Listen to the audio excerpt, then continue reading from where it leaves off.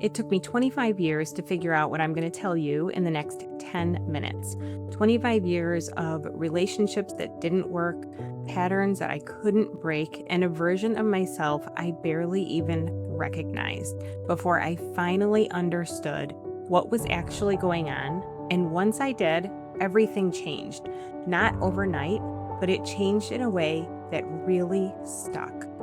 I'm Karen, I'm your relationship coach, and this is my story. I'm sharing it because I think parts of it are going to sound very familiar to you, and I want you to hear what I wish someone had told me a long time ago. So, it started when I was 7 years old, and my biological father died by suicide. That really changed everything about everything in my life. And my 7-year-old brain did what a 7-year-old brain does. It made meaning out of something that had no meaning.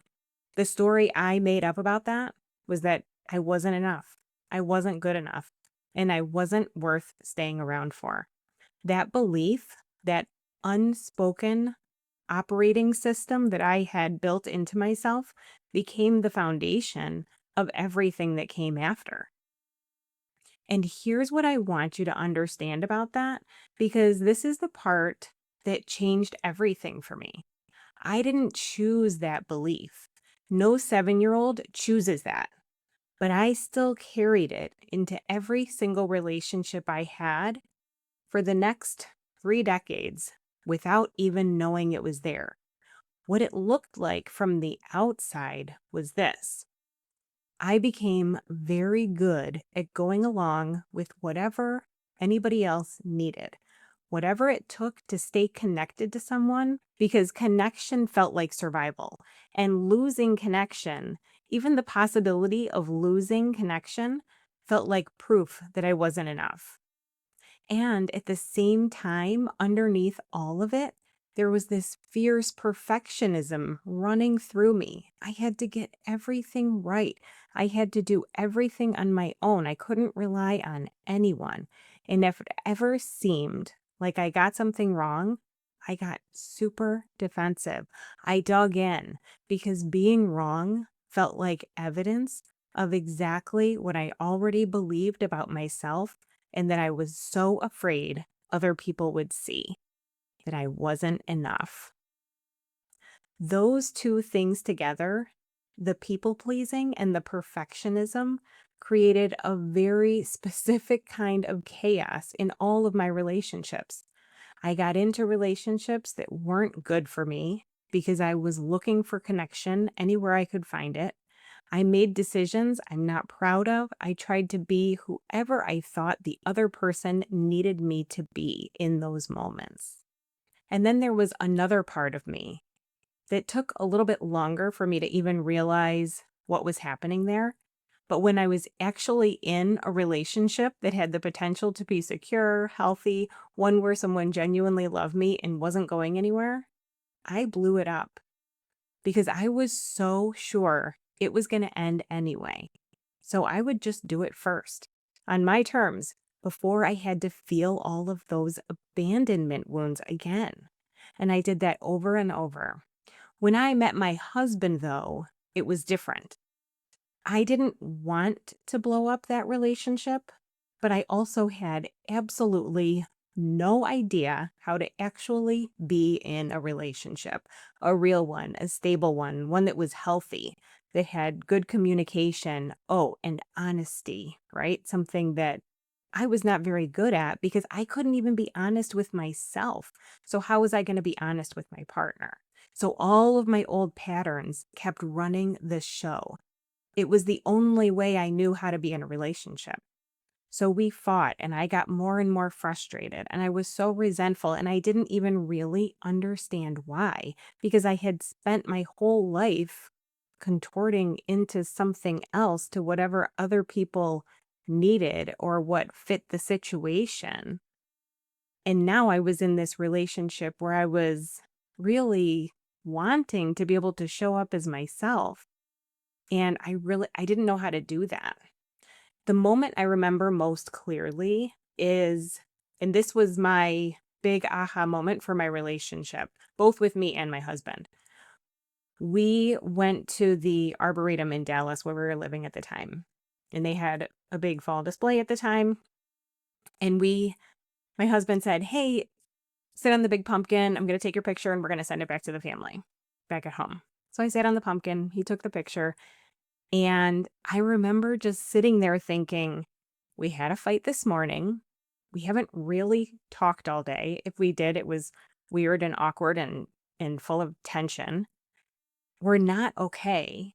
And here I am smiling for a picture that I really didn't want to take, pretending everything is fine to send back to people who have no idea what's going on. And I was just so tired of it.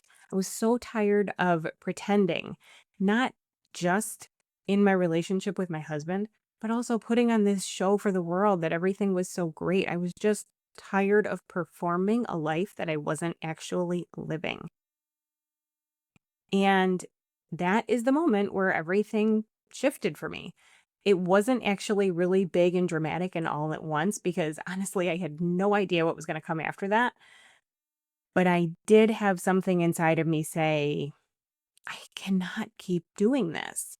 But again, I didn't know what I was doing. I didn't know what it was going to look like on the other side of it. But that was a moment that I look back on and I go, everything changed right then.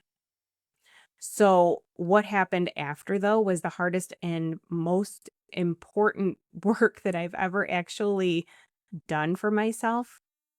And it was a combination, a lot of work that I did for myself and learning about attachment theory and relational life therapy, which is what I'm certified in and the foundation of all the work I do with people.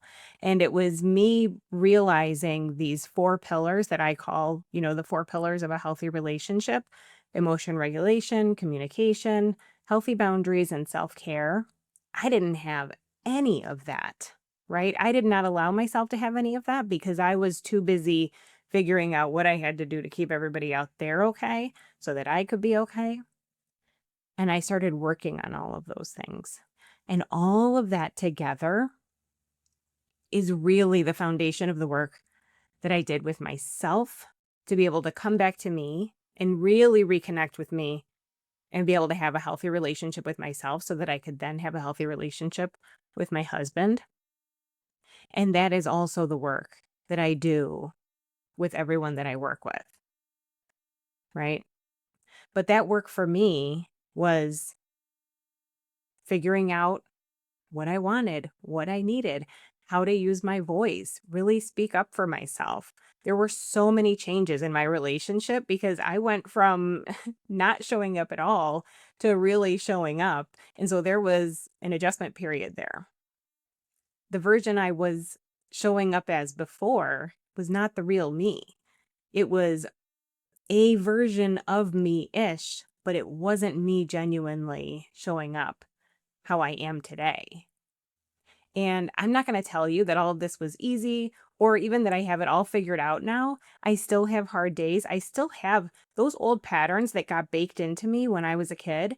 They're still there. I still hear those voices sometimes, but I know what they are now. I can name them. I can see them. I can see it happening almost in real time.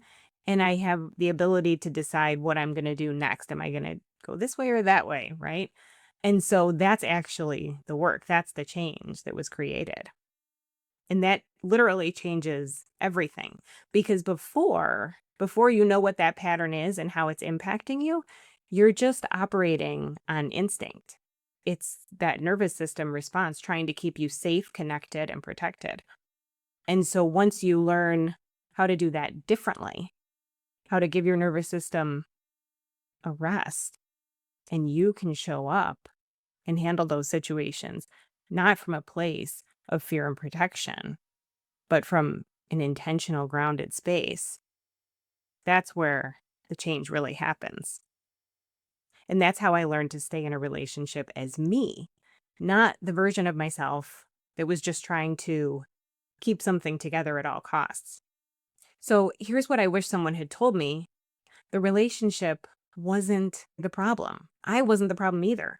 But there was this pattern running underneath it all that started long before any of this. And until I was able to understand where it came from and what it had been costing me, it's going to run your whole life. And you don't have to blow everything up to change things. You don't have to stay miserable either.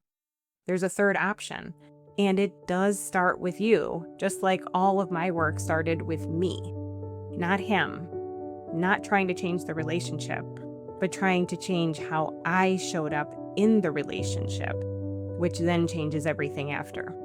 That's the work, and it's absolutely worth doing. I know because I did it, and I'm happier now than I ever was before when I was pretending to be happy. If any of this is landing for you, if you heard something in my story that sounds a little bit like yours, I want to invite you to my free masterclass where I go deeper into what that transformation really looks like. The link is in the description below.